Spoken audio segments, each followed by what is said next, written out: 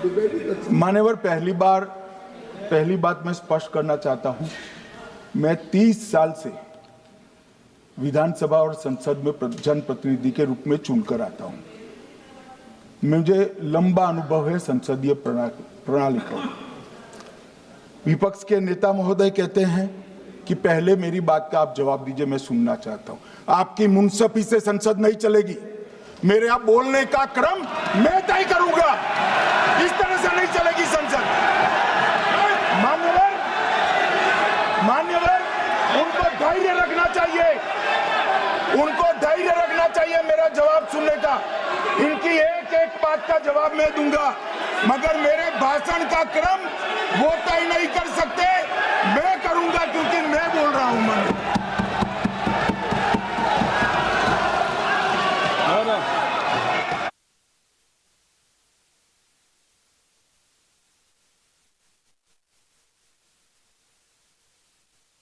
एक मिनट गृह मंत्री जी, एक मिनट गृह मंत्री, क्या गलत बोला उन्होंने यही बोला, आपने जो बात उठाई है मुझे कब बोलना है मैं तय करूंगा, यही बोला ना।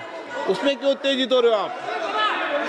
हाँ, आपके 2-2 मिनट में खड़े होने से थोड़ी जवाब देते रहेंगे। नो, माननीय गृह मंत्री, नहीं होगा। मैं आपको फिर मौका दूंगा, आपको।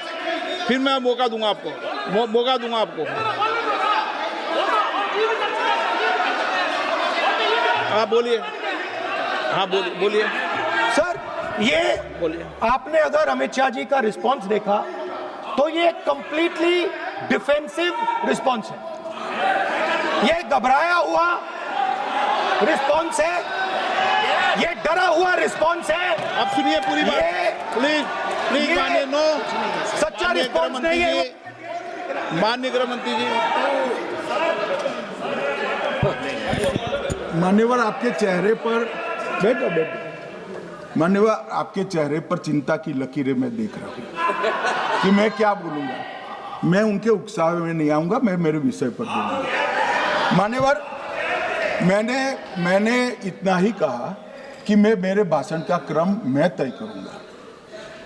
मेरे भाषण का पहले क्या बोलना, बाद में क्या बोलना, मैं तय करूंगा। और मैं मानता हूं कि हर एक वक्ता का ये अधिकार है, उनका भी है, मेरा भी है। कल वो बोल रहे तो हम ऐसा थोड़ी ना बोले आप झूठ क्यों बोल रहे हो। हम नहीं बोल सकते साहब। वो माननीय विपक्ष के नेता है, वो बोल सकते अपना भाषण। मान्यवर, और मैंने तो ये भी कहा, मेरा पूरा भाषण छूट कर कुछ बच जाता है तो आप पूछिएगा, मैं जवाब दूंगा। मगर अब धैर्य भी चाहिए और सुनना भी चाहिए, दोनों चीजें करनी पड़ती है। मान्यवर, वोट चोरी का कोहराम बचा। मैं वोट चोरी किसको कहते हैं वो बताना चाहता हूं। वोट चोरी के 3 आयाम हैं। एक तो मतदाता नहीं है, मतलब योग्यता नहीं है, और आप वोटर बन जाते हो तो वोट चोरी माना जाएगा। दूसरा, आप गलत प्रकार से चुनाव जीतते हो तो वोट चोरी माना जाएगा। और तीसरा, जनादेश को डिफाई करते हो, मतलब वोट के विपरीत आप कोई पद प्राप्त कर लेते हो तो भी एक प्रकार से वोट चोरी होता है। अरे सुनो ना, क्यों जल्दबाजी करते हो मानिकम, क्यों? अब मैं 3 वोट चोरी की घटनाएं बताना चाहता हूं। सबसे पहली घटना हुई, आजादी के बाद देश का प्रधानमंत्री तय करना था। तय कौन करना था? तो उस वक्त के जितने प्रांत थे, इसके कांग्रेस के अध्यक्षों ने, उनके एक वोट से तय होना था। अब 28 वोट श्री सरदार पटेल को मिले और 2 वोट जवाहरलाल नेहरू जी को मिले।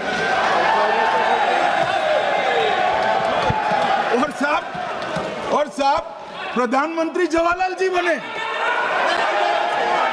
मान्यवर,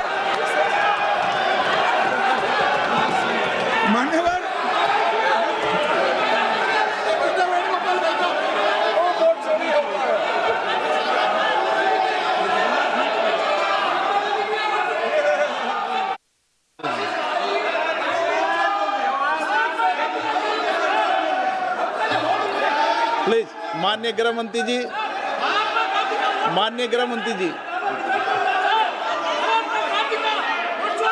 प्लीज।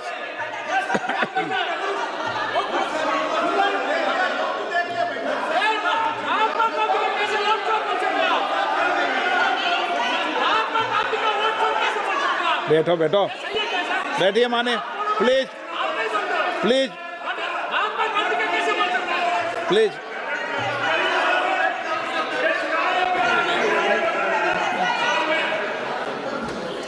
मान्यवर दूसरी प्लीज बैठिए बैठिए माननीय सदस्य, प्लीज, हर बार नहीं उठते, बैठिए।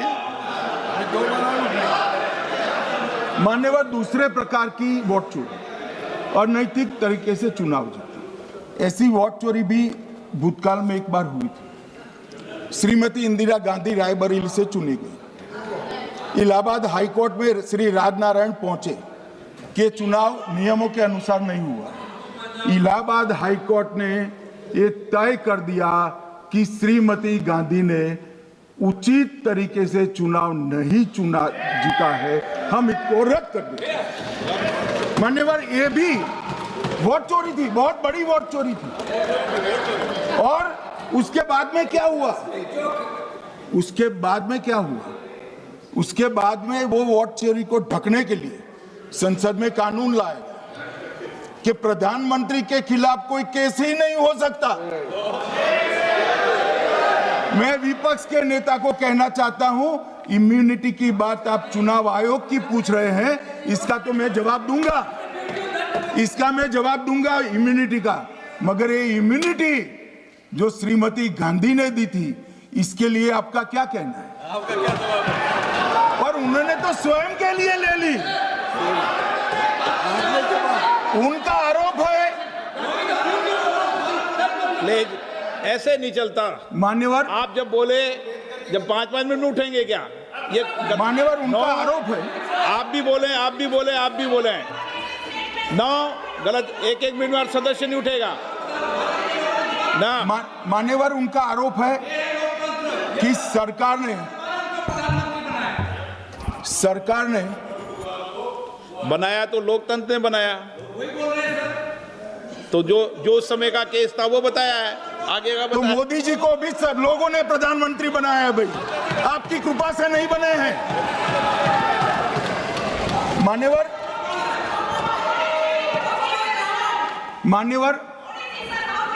नो प्लीज, से मानित तरीका ठीक नहीं है आपका, 2-2 मिनट में उठना। मान्यवर, विपक्ष के नेता ने कहा कि आपने चुनाव आयुक्तों को इम्यूनिटी दी। इनका आरोप सत्य नहीं है, मैं इसकी बात बाद में करता हूं। परंतु हमने तो चलो मानो चुनाव आयुक्त को इम्यूनिटी दी, श्रीमती गांधी ने तो अपने आप को इम्यूनिटी दी थी। और फिर जब ये संवैधानिक सुधार के वायरस चैलेंज हुए, तो वो केस जीतने के लिए 2, 3 और 4 नंबर के सर्वोच्च न्यायालय के जज को बाईपास कर चौथे नंबर के जज को चीफ जस्टिस बनाया और वहां केस भी जीत लिया। और मान्यवर, ये तो इतिहास है, कौन झुठला सकता है? इनको कोई पढ़ाता नहीं है इतिहास, ये तो इतिहास है, सर्वोच्च अदालत और संसद के रिकॉर्ड में रखा हुआ इतिहास है। इसके खिलाफ लल्लन सिंह जैसे कितने लोग पूरा जीवन लड़े बिहार में, इमरजेंसी के खिलाफ जेल में गए, लाखों लोग गए। और तीसरी वोट चोरी कहना चाहता हूं, तीसरी वोट चोरी का प्रकार मैंने बताया था कि योग्यता नहीं है और मतदाता बन जाना। अभी एक वाद पहुंचा है, वाद मतलब डिस्प्यूट पहुंचा है दिल्ली की सिविल अदालत में। उसमें डिस्प्यूट ये है कि सोनिया गांधी जी इस देश की नागरिक बनने से पहले मतदाता बने।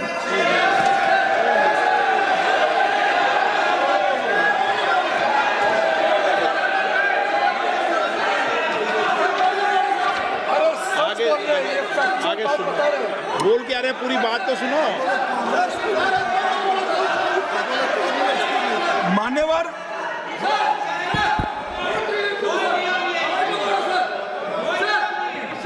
मैंने इतना ही कहा है कि अदालत में केस चल रहा है जो फैक्चुअल है। अब जवाब तो उनको अदालत में देना है, सोनिया जी ने यहां क्यों दे रहे हैं? अदालत में जवाब देना है।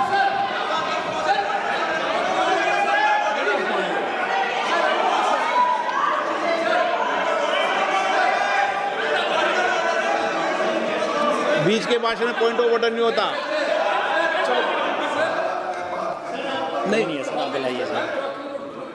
मुझे याद है जो माननीय सदस्य नहीं है, ये 352 ये रहा, 352 टेबल पे रहता है, मुझे वहाँ याद है 352। Home Minister is speaking about an issue which is pending in a court.